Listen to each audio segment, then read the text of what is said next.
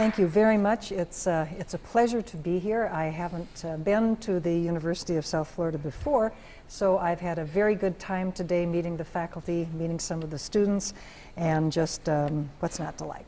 Weather's a whole lot better, too, than from where I am. I may at some point suddenly lose a couple of inches because, known for my grace and agility, I managed to break my toe about a week and a half ago, smacking into a wall. Don't know exactly how that happened. Definitely there wasn't a why to it. And so I may have to take off my shoes.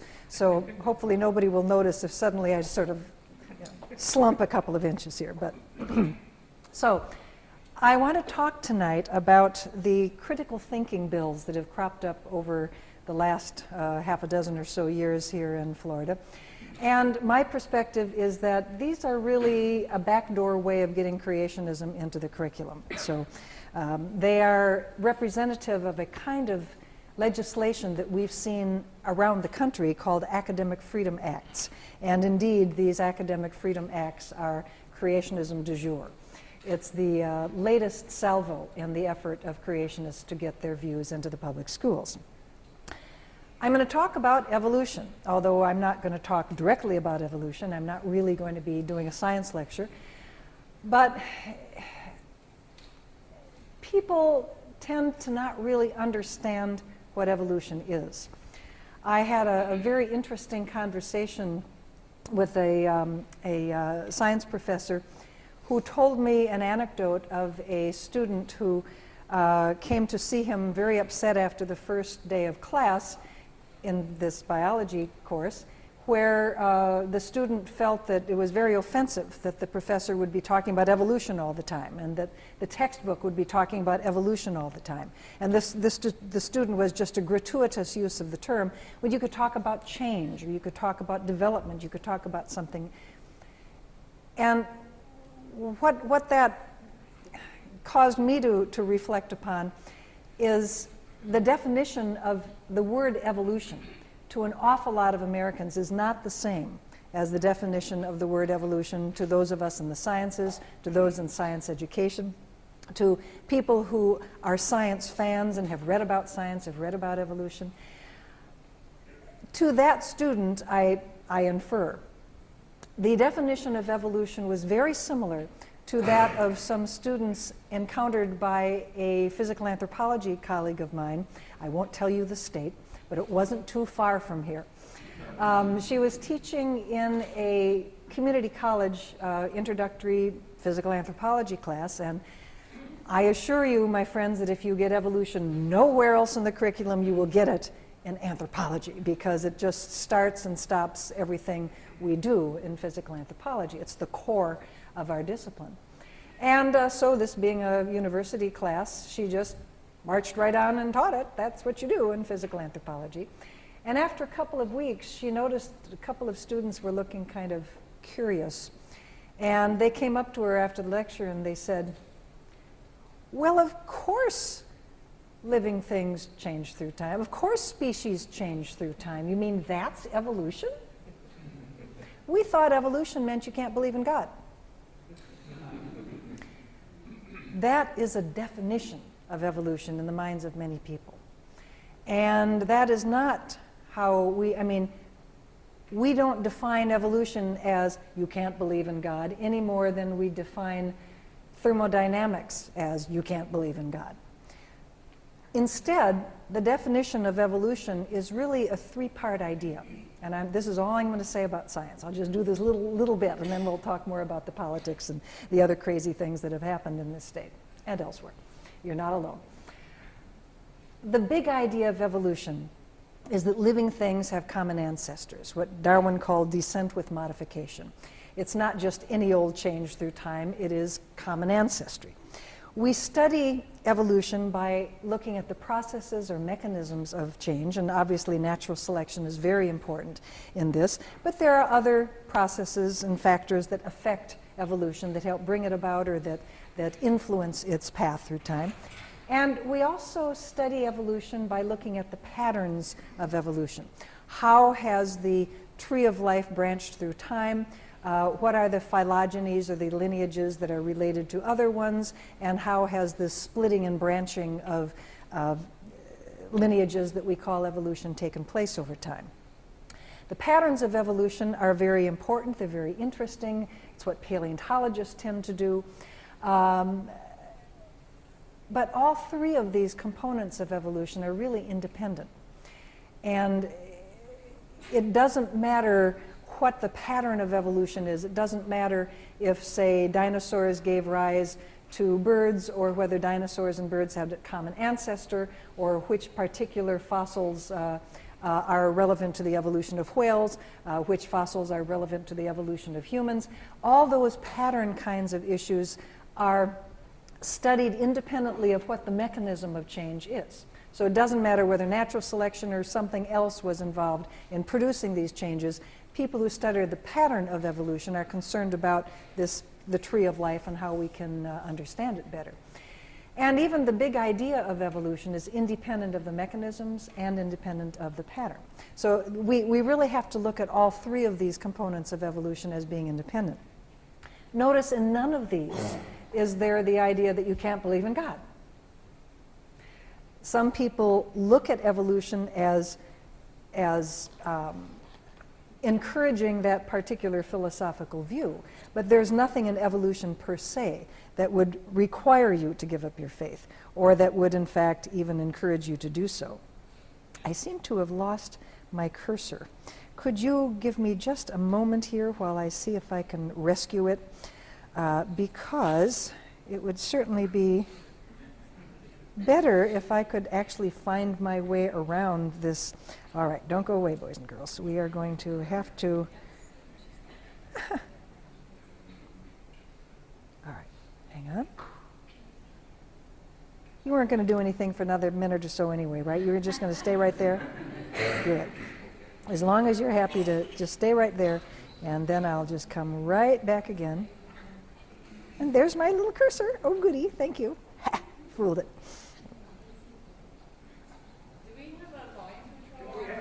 Am I, they actually showed me how I can do this.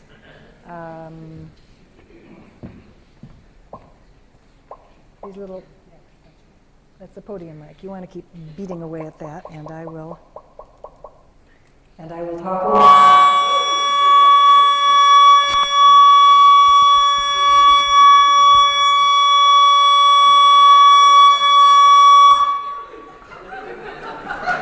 This is why you have a mute button, right?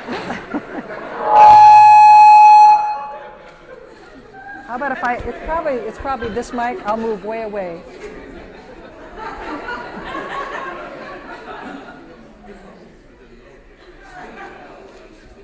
Okay, now you can lower it.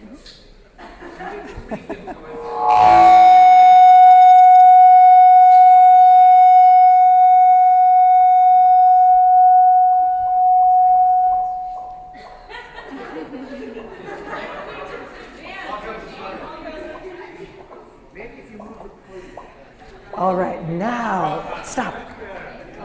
How about this? Is this good? All right, there we go. Thank you very much. In March of 2011, State Senator Stephen Wise introduced SB 1854, which called for, quote, a thorough presentation and critical analysis of the scientific theory of evolution in the state's public schools. Well, sure. I mean, science is about critical analysis, right? Sounds good.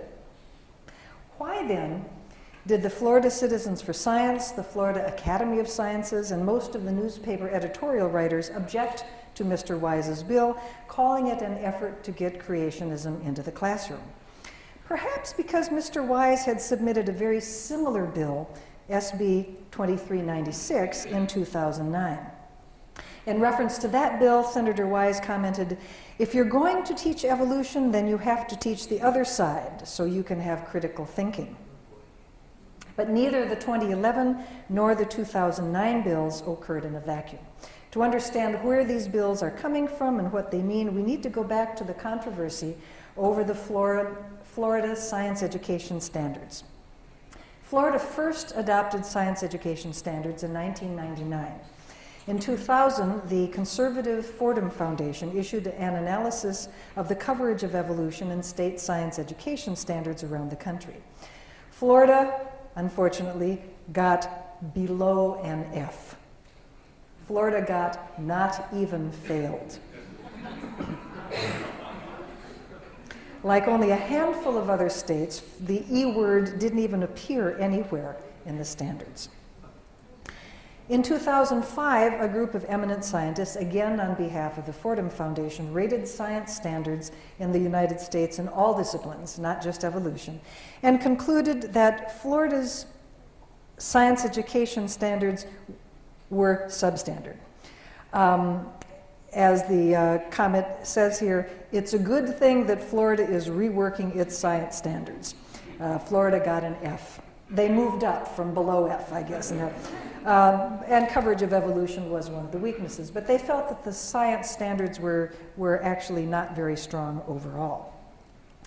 In 2007, the standards were revised by a committee of scientists and master teachers assembled by the State Department of Education. This committee substantially rewrote the standards to the extent that one of the Fordham analysts, Dr. Lawrence Lerner, proclaimed that the draft he analyzed in December 2007 rated a B+. And he said, quote, with a little bit of extra effort, Florida could bring that up to an A. But the procedure is for the draft to be sent to the Board of Education. You all know the difference between the Department of Education and the Board of Education. There's a big difference. The Department of Education, I mean, a lot of people don't really think about the structure of them, so let me just digress for a moment here. The Board of Education is an elected or appointed body that most states have. And the Board of Education has overseeing responsibilities for education in the state. And they basically set policy, they approve policy. The Department of Education consists of professionals. They are teachers, they are experts in different curricular fields, literature, math, history, science, whatever. So the Department of Education usually does the work, which is then approved or not, as the case may be, by the Board of Education. So the Board of Education in this state as well as others has the authority to make amendments, and this Board of Education did, but not in a good way. According to the St. Petersburg Times, board member Donna Calloway told the Baptist newspaper that she planned to vote against the standards, saying that evolution, quote, should not be taught to the exclusion of other theories of origin of life, and I want God to be part of this. State representatives also weighed in on the issue, and Focus on the Family encouraged its supporters to weigh in, quote, to include intelligent design in science classes. In response to these sentiments, school boards in Baker, Clay, Hamilton, Holmes, Jackson, Madison, St. Johns, Taylor, and Washington counties all passed very similar resolutions. Evolution was not to be presented as, quote, fact, but only as one of several theories. We'll talk anon about theories and fact. At other public hearings, opposition to the inclusion of evolution was voiced, but scientists, teachers, and citizens, such as the Florida Citizens for Science, supported the standards and argued that it was time that Florida had first-class science education. Finally, on February 18, 2008, the new state standards were adopted by the Board of Education, but with a change in wording. Board member Donna Calloway proposed that the phrase theory of be inserted wherever the word evolution occurred. Now, what's going on here? When people say, teach evolution as theory, not fact, I say, absolutely. Absolutely. Theories are much more important than facts. Theories explain facts. So of course you teach evolution as a theory. But of course I say that tongue-in-cheek because I know that when teach evolution as theory, not fact, is proposed, or teach evolution as theory, there's this quiet, only a theory that's being inserted there. Theory in this context is the street version, street definition of theory. They're talking about theory as a guess or a hunch or something that students don't really have to pay a whole lot of attention to. You know the expression, that's your theory, Buster. This is the context that these kinds of this kind of language occurs in. So the idea that evolution would be preceded by theory of was something that was proposed by and supported by creationists on the board. Other more moderate members of the board thought, well, what we really need to do is kind of buffer this. So they put in a really good definition of what theory meant. It's a good scientific definition. It's an explanation. It's tested. The scientists have confidence in it, and so forth and so on. But then they also thought, well, we need to buffer this yet further. So they argued that not only should you say theory of evolution, you should say scientific theory of evolution. And then some others thought, well, what we really need to do, we really need to refine this further. And we need to put that phrase in front of every scientific theory in the standards. So your standards now talk about the scientific theory of evolution, the scientific theory of plate tectonics, the scientific theory of electromagnetism, the scientific theory of the cell, the scientific theory of the atom, and the scientific theory of the Big Bang. Just to cover all bases. And of course, educators were just, palm smack. Just, why? We don't need any of this. This is nonsense. And of course, it is complete nonsense. But this is an example of the politicization of science education that we have to deal with these days. So, that's where this came from. Well, it just so happened that just about a week or two ago, the Fordham Foundation issued a 2012 report on science education standards, and Florida moved up. It's now a D. But let's get back to Senator Storms and her bill. In less than a month after the passage of the new science education standards, Senator Rhonda Storms had introduced a Florida Academic Freedom Act, calling for the academic freedom for teachers and students to learn alternatives to evolution. Her act would have given students the right to teach the full range of views, in other words, creationism, on evolution. It prohibited administrators from cracking down on teachers who teach bad science. It was intended to be sort of a get-out-of-jail-free card for teachers who want to teach creationism. And it left open the door for students to promote creationist views in their assignments, which, of course, was something that teachers would not want to see at all.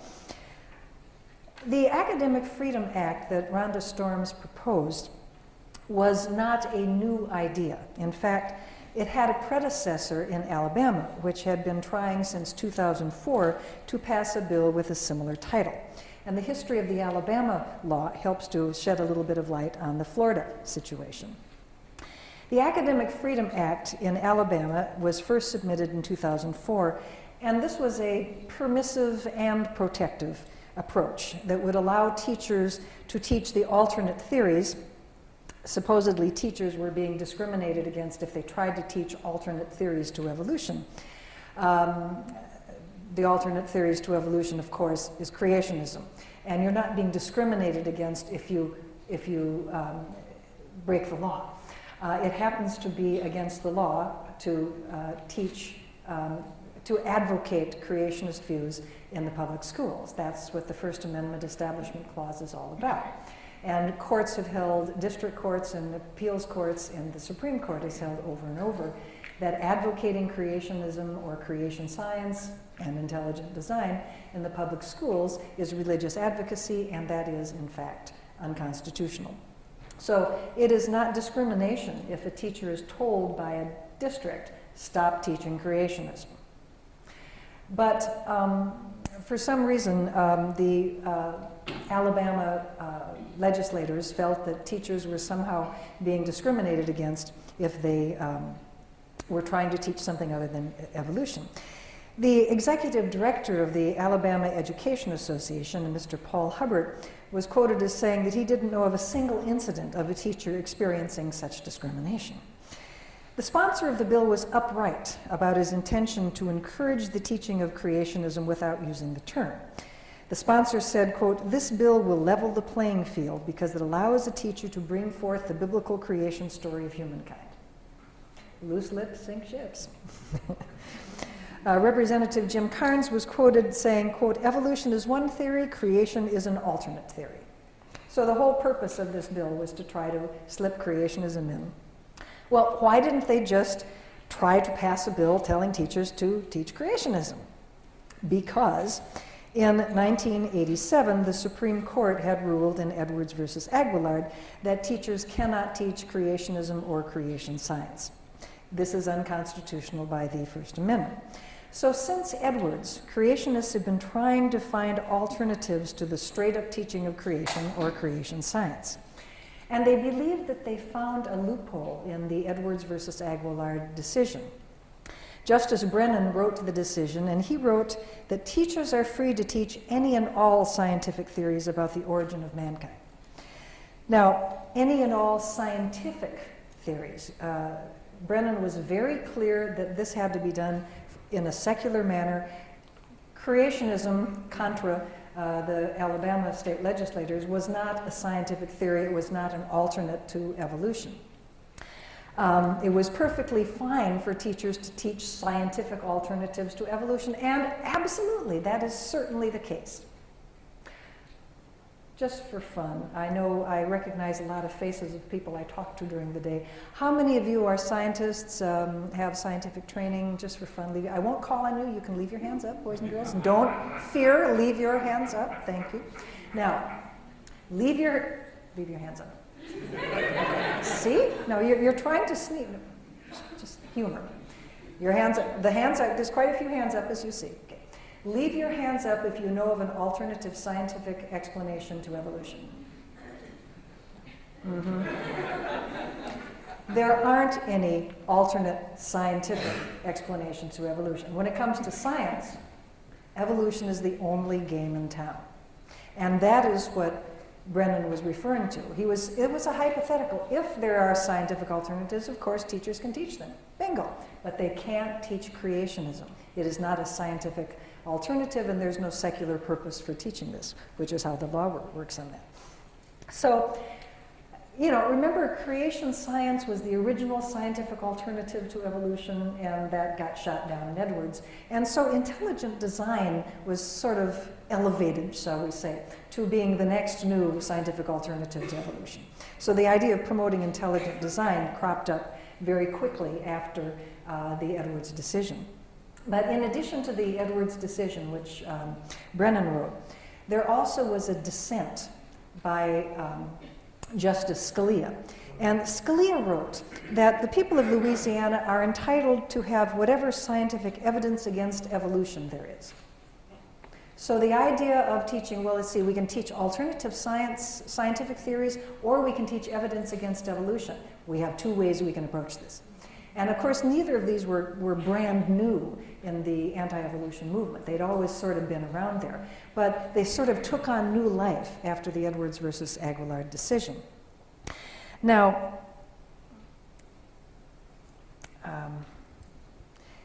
the scientific alternative to evolution, which was proposed most vigorously, was intelligent design.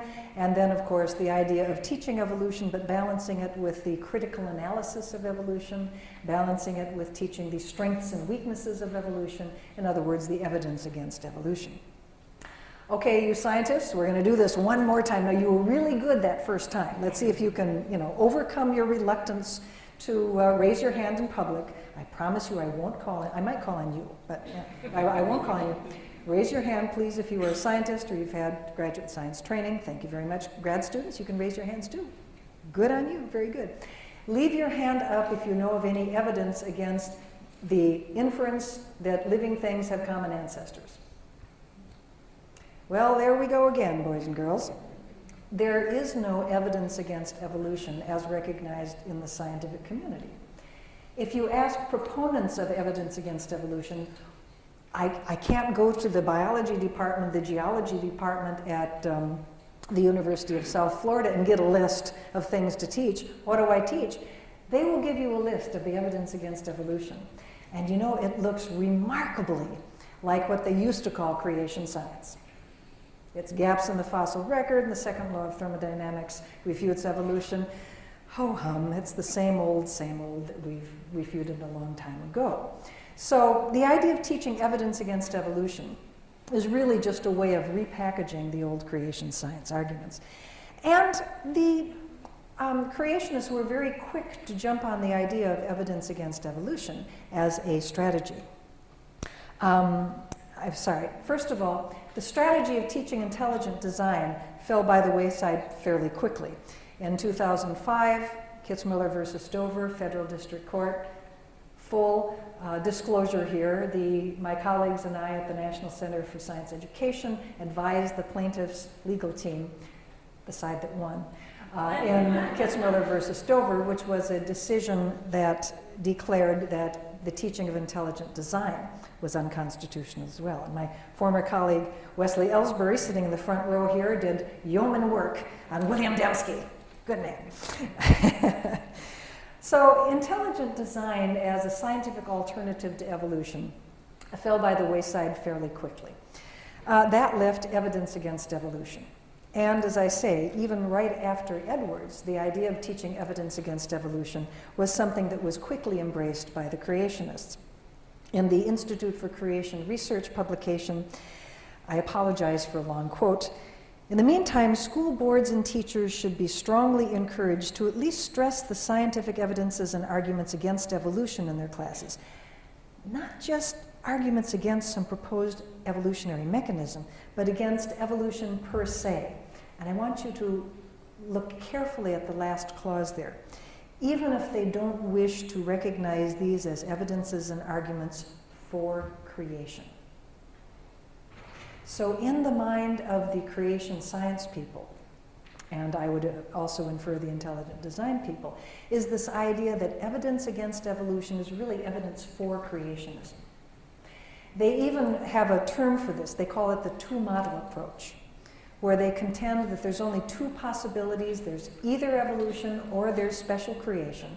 And by special creation, I mean the specific view that God created the universe, the planet Earth, plants and animals, people, that God created everything specially in its present form. That's what special creation is. It's one aspect of Christian creation theology, that of conservative Christians.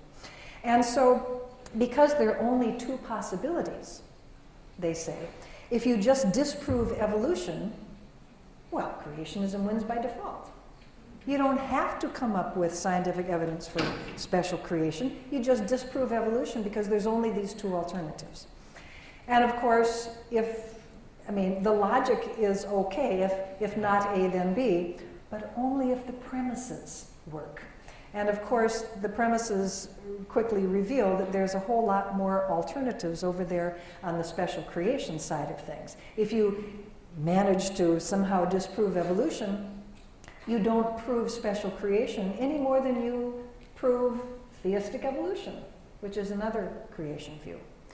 But even going beyond Christianity, if you disprove evolution, you don't prove Hinduism or Jainism, or the seminal creation story. There's a lot of different creation stories over here on the non-science side of things.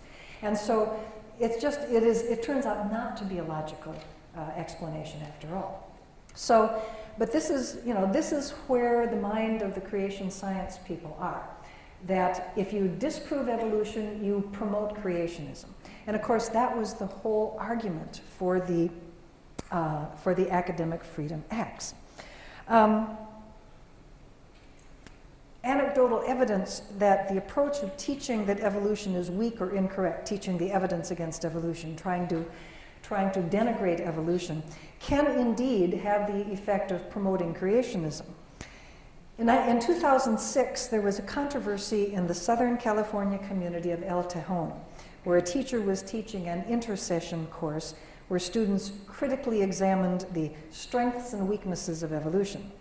Now, here's a transcript of a conversation between I think it's a CNN interviewer and a student who had taken the course. "What have you learned?" Student: "I've learned that evolution has become, over the years, more and more people decide it's not completely true, and there has to be another belief or another thing that replaces it." Interviewer: "And what is that?" Student: "That's intelligent design." Meaning God? Yes, God, the Christian God who created Earth in 6 days.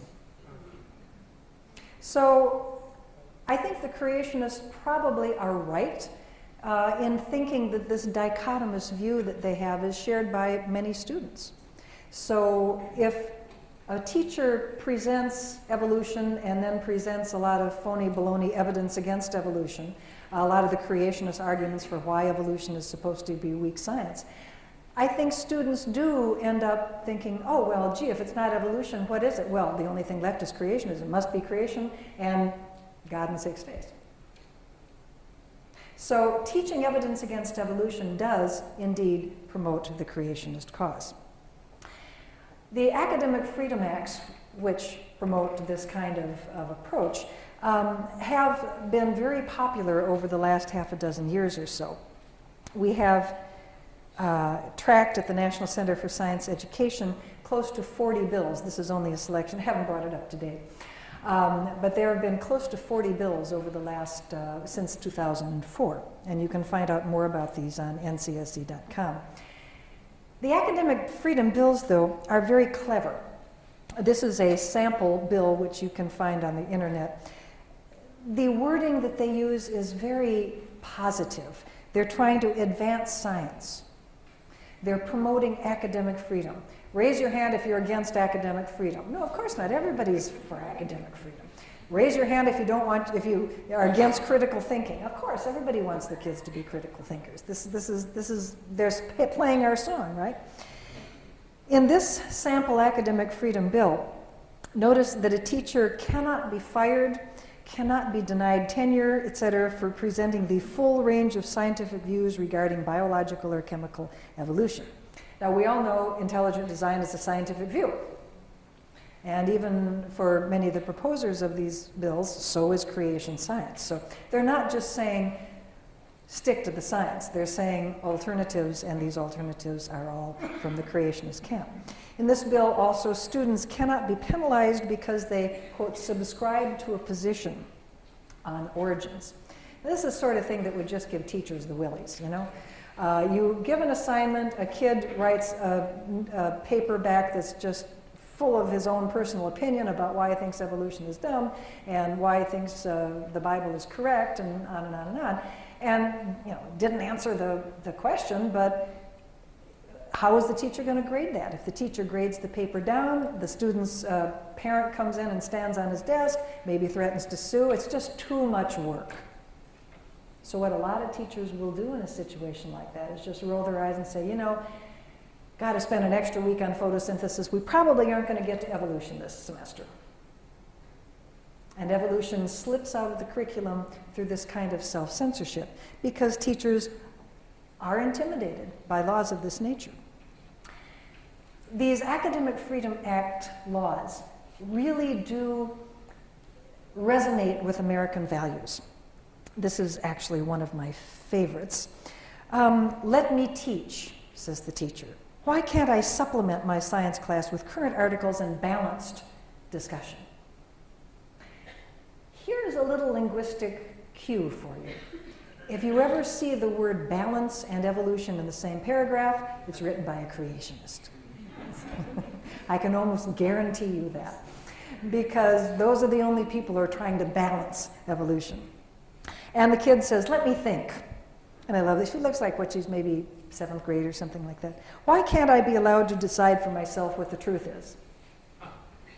Well, sweetie, it's a science class, you know, and probably your teacher knows a lot more about science than you do. If you want to think that water flows uphill, then you can do that. But to pass the test, you should really write that water flows downhill. Okay. But freedom of thought, freedom of speech, these are very powerful American cultural values. And I love them. Boy, if there's one thing I am a fundamentalist on, it's free speech. Anybody who's ever heard me about that will know why that's so, or know that that is so. Choosing a framework like this makes these views much more popular with the public than they should be, in the sense that they're not really relevant to science.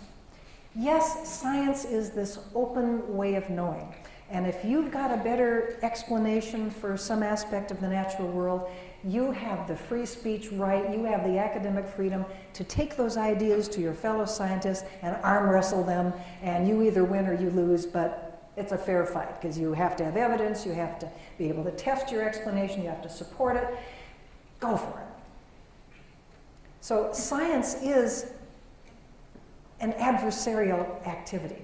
And, you know, this is not sort of a genteel kind of activity where we're sitting in our easy chairs talking politely about whether water flows downhill or uphill. I mean, people are out there fighting and writing articles and arguing in conventions, and, you know, anybody can do that.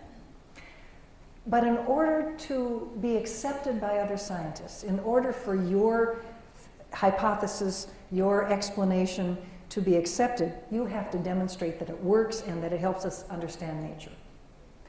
Just presenting an idea is inadequate. But this is basically what's being argued about in these academic freedom bills.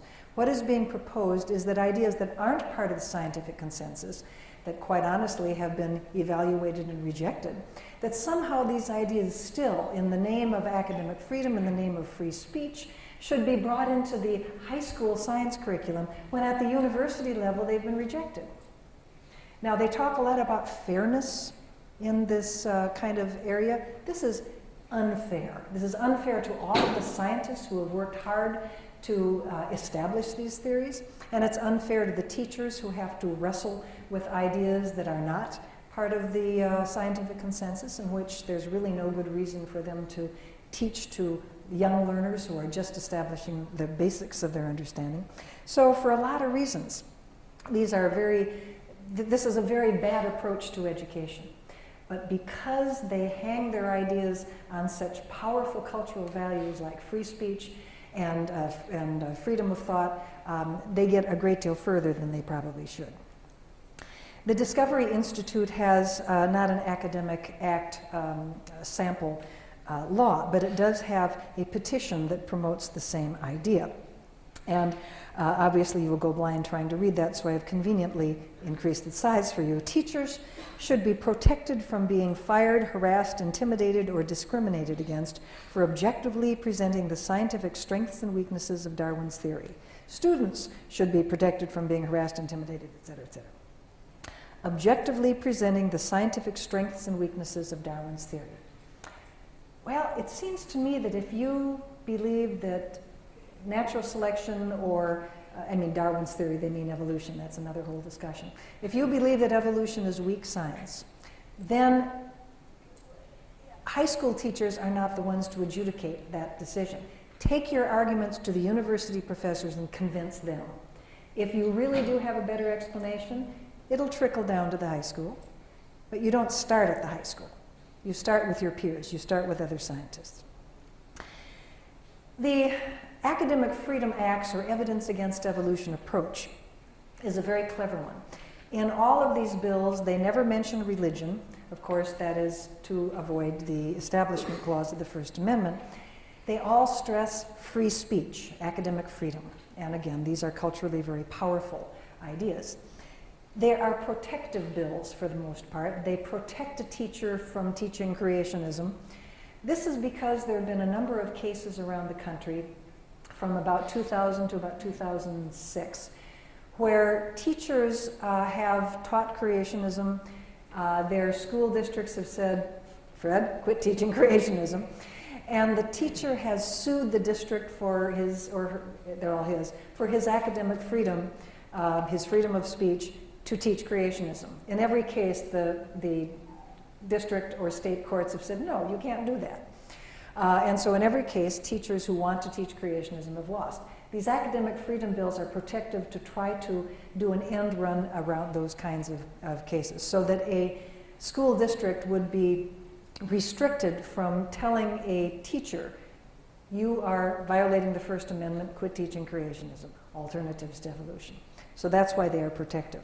They are also permissive in the sense that most of these bills don't say teachers shall do A, B, C. Most of these bills say teachers may do A, B, and C. And this is a very clever approach from a legal standpoint. Now, I always remind people, do not rely on legal advice from a physical anthropologist. But we do have a legal advisory committee, and I actually know a whole lot about this one little teeny-weeny part of the law, so I think I can tell you why this is the case. Having a bill be permissive instead of directive is a very clever approach from a legal standpoint, because if you have a straight-up bill like the Dover School Board bill where they say teachers have to do this, you can challenge that, that resolution, regulation, or bill on its face. You can make a facial challenge to it. You can ask a judge for an injunction, say. If you have a bill that's merely permissive, it says, well, the teachers can teach intelligent design, or the teachers can teach evidence against evolution. That raises the bar for a challenge, because if you went to a judge with asking for an injunction, the judge would probably say, well, you know, we don't know for sure how this is really going to play out. Why don't we wait and see, and bring me a teacher who is doing something or another, and we'll see if there's a case. In other words, what lawyers call an as-applied case, as opposed to a facial challenge on the face of the bill. That means that those of us who want to have good science education have to find that classroom where a teacher is presenting bad science, is presenting creationism. And also, and how likely is that? I mean, how many times do your kids come home and say, guess what we learned in school today, Mom? I mean, you basically don't know what happens in the vast majority of classrooms once the classroom door is shut.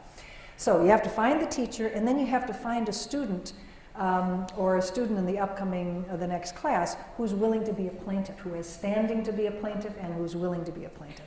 And that is often not easy to do either. One of the reasons why I so admire the plaintiffs in the Kitzmiller versus Dover trial is that those people really had to stand up in their communities to challenge this law, and they took a lot of crap for doing so.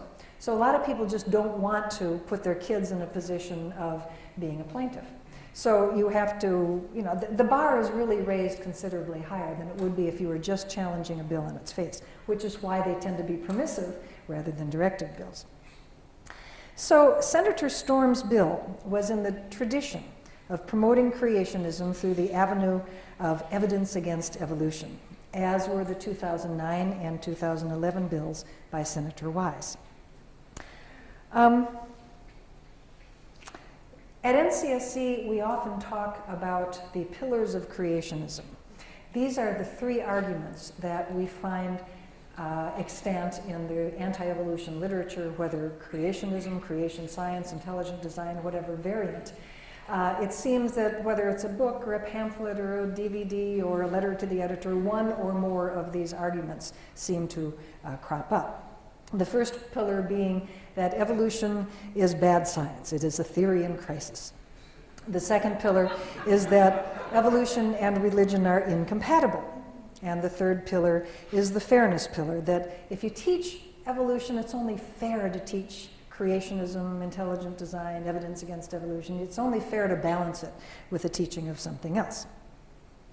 Now, in terms of the Academic Freedom Acts, the current approach is to focus on the first and the third, because for legal reasons, the second pillar, the religious aspects, is going to get you a very quick summary judgment by a judge, should you actually try to make the religion argument. But you can see how the Academic Freedom Acts are a combination of the fairness as well as the anti-evolution pillars. Well, what does it matter? Well, it matters because students are not being taught good science.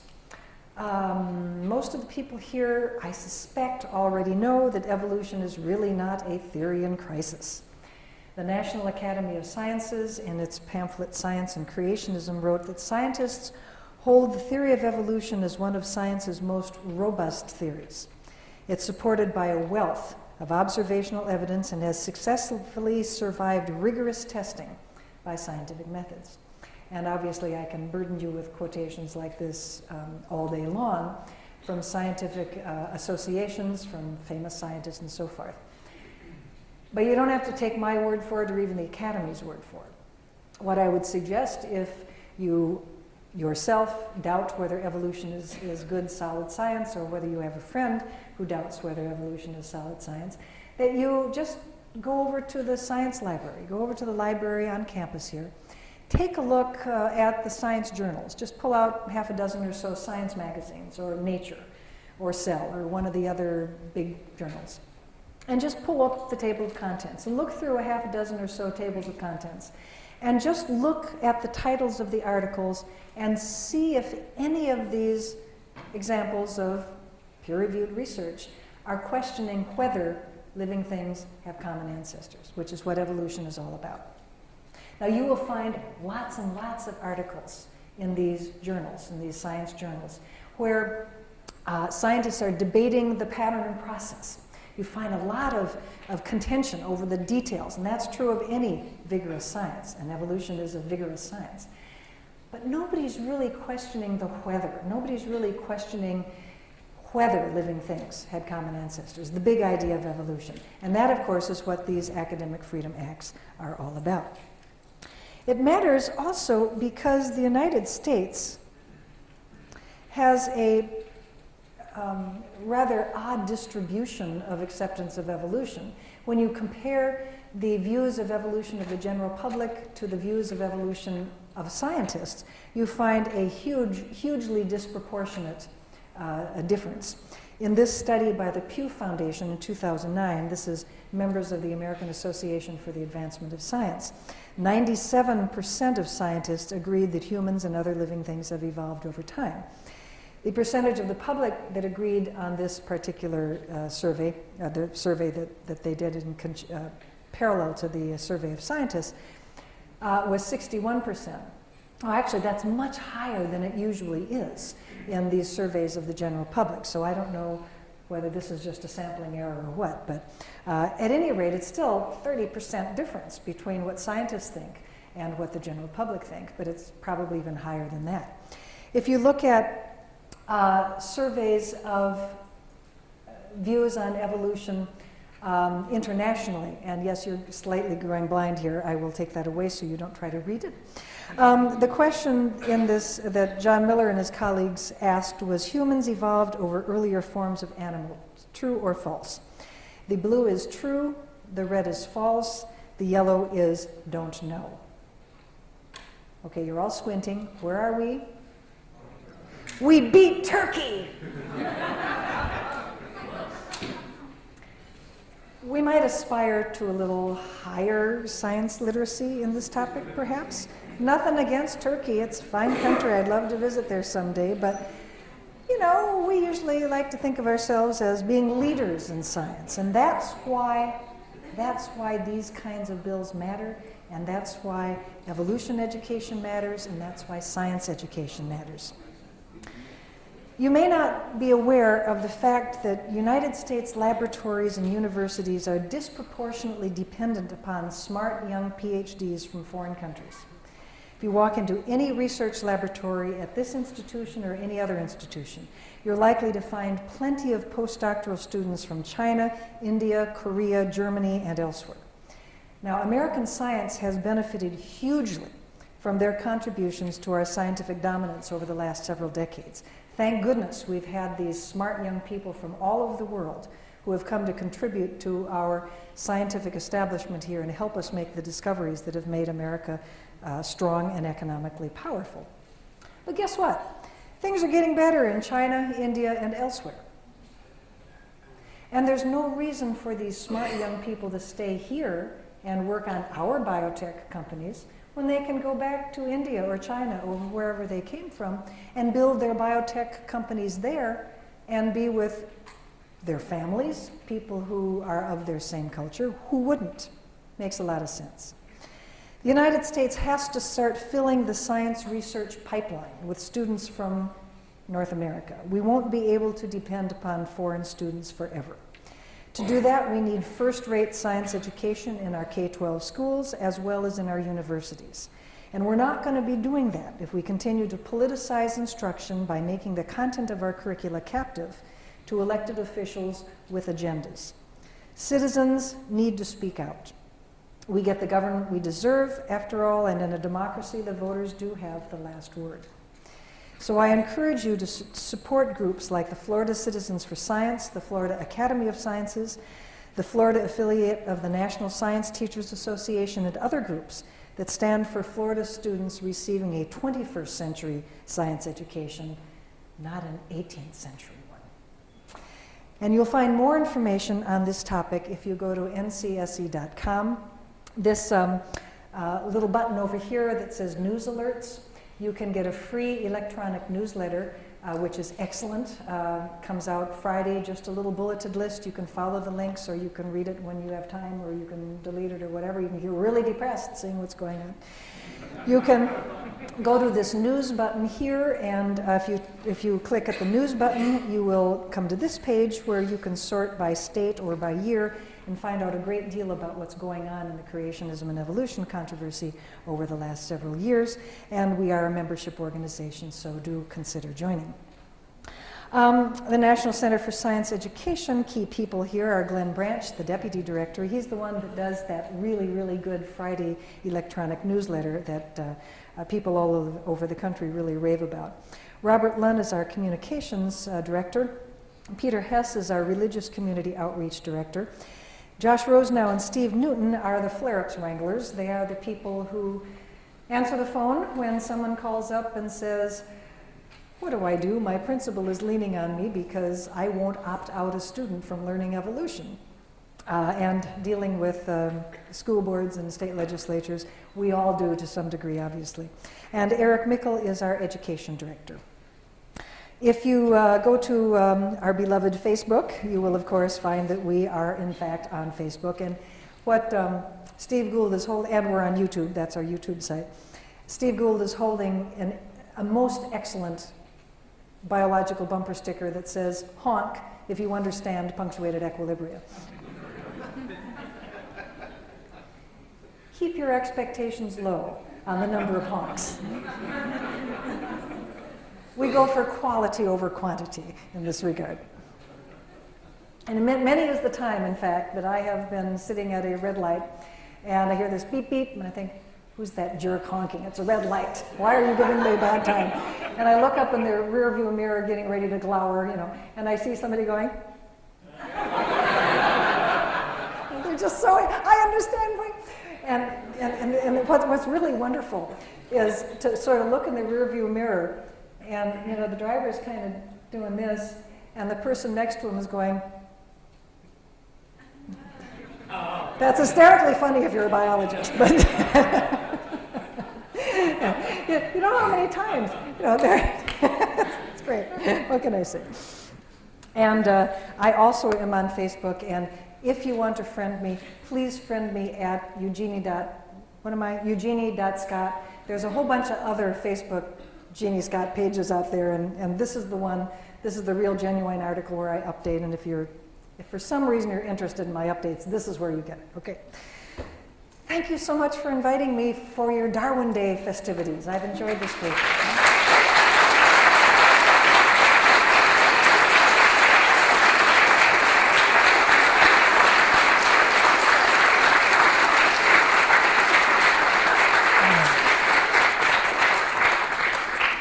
I understand that we do have some time for some questions, if there are any. And I even managed to not take off my shoes this whole time. So obviously icing my foot helped earlier today. Are there any questions? Yes, sir. Hi, Jeannie. Thank you for coming. I wanted to know if you think there's any light at the end of the tunnel, so to speak. Can you envision a time where this fight is over, and what does that look like? The question was, can I envision a time when this fight's going to be over? I've been the director of NCSE for 25 years. I am a pathological optimist, obviously. I mean, clearly, I see that there's hope. Otherwise, I could not have been toiling in this particular vineyard for so long.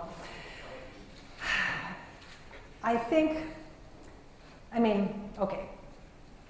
Bottom line, the opposition to evolution is not because the science is weak. Okay.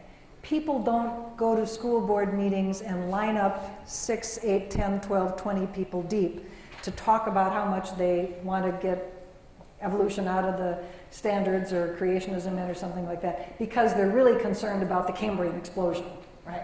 That's not why they're there. They're there because they believe that, in pillar number 2, that their particular religious views are incompatible with evolution, and they don't want their kids being taught views that are incompatible with their religious views.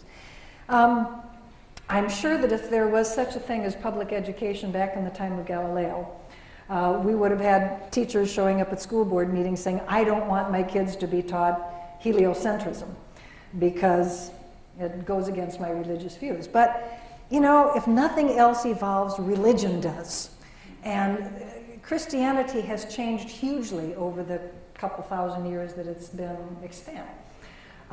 Nobody really fusses anymore about the heliocentrism, geocentrism argument. It was a big deal in the 1500s. Okay? I think that eventually evolution is not going to be a big deal either. And the majority of Christians, Catholics and mainstream Protestants, have already accommodated a view of science that is accepting of the truths of their religion, but also accepting of the empirically determined, obtained truth of science. And actually, it goes back a very long way. You know, when you think about Newton, Isaac Newton was a very, very devout Christian. And he felt that before Newton's gravitation laws, the kind of extant working view was that angels were guiding the planets around the sun. And Newton felt that by coming up with the law of gravitation, by coming up with a way that God could make the planets go around the sun through a secondary cause, that this was a much more grand and awesome and amazing God, and much more worthy of worship than a God that just sent out the 9 angels, but they didn't know there were 9 planets. I guess there aren't that many planets anymore, are there? One fewer angel. Yeah, you can take Sunday off. But seriously, you know, the idea of God working through secondary causes was just fine for geocentrism. It was fine for electricity. You remember when Franklin developed lightning rods.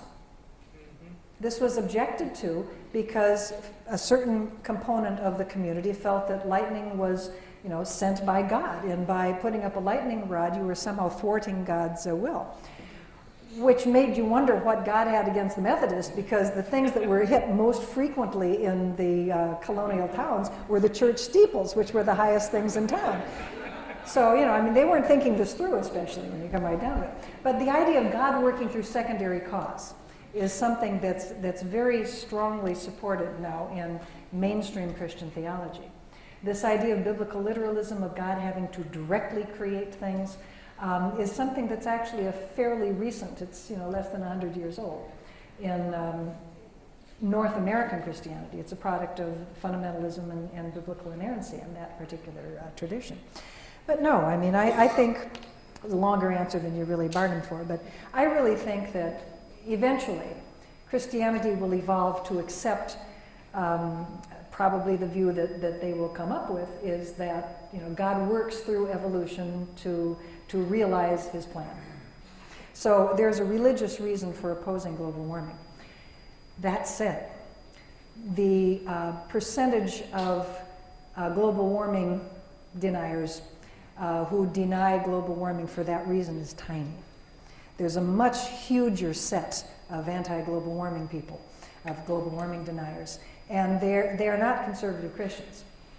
They reject global warming for ideological reasons, just as do the conservative Christians, but it's a different ideology. This is an economic and a political ideology. So it's the idea that global warming is a liberal plot to increase big government. Because if the planet's getting warmer, then we're going to have to take steps, and that's going to increase big government control. Big government is going to tell me what kind of car I can drive. And that stuff about the light bulbs, did you hear that? People think that the government's telling you what kind of light bulbs to... No, that's just... But that's the fear. And then the other is sort of a free market fundamentalism that you find among many libertarians, and the idea that the free market will solve all of our problems, so therefore we should not put any kind of constraints upon, say, carbon producers. So you have, you have ideological foundations for both the rejection of evolution and the rejection of global warming, but by and large, they're different ideologies. And funny you should mention, when I showed the series of slides of my colleagues, I was reminded, oh yeah, I got to get the picture of the new guy now. Because as of about 2 weeks ago, we announced, after a very careful study and a lot of soul searching and several very deep gulps, we decided that just as NCSE helps teachers when they are leaned upon for the teaching of evolution, we are discovering more and more that teachers are getting leaned on for the teaching of global warming, and we think that we can use some of our experience in dealing with evolution as a politically controversial issue to perhaps help teachers cope with climate change as a politically controversial issue.